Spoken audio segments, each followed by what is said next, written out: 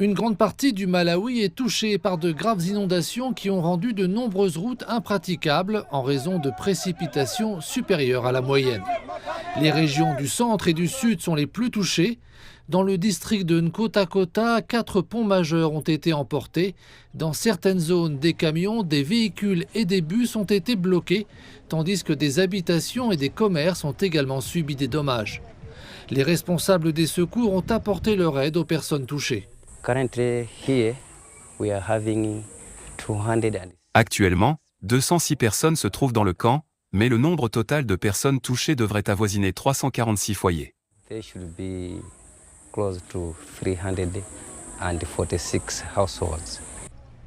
À Mzuzu, 30 foyers se sont retrouvés sans ressources après les crues soudaines provoquées par de fortes pluies dans plusieurs quartiers. Des récoltes ont aussi été détruites. D'autre part, l'autoroute M5 du Malawi qui relie le nord et le sud du pays a été fermée, ce qui a directement affecté 2 producteurs malawites de sucre. Les survivants des inondations ont trouvé refuge dans des écoles après la destruction de leurs logements et d'autres devraient suivre. Vers 1h du matin, le 30 décembre, il y a eu de fortes pluies. Quand je me suis réveillée pour vérifier, j'ai réalisé que notre quartier était inondé. J'ai réveillé mes enfants et nous avons rapidement fui la maison. Alors que nous courions vers la maison de notre voisin, la nôtre s'est effondrée. Quelques minutes plus tard, la maison de notre voisin s'est aussi effondrée.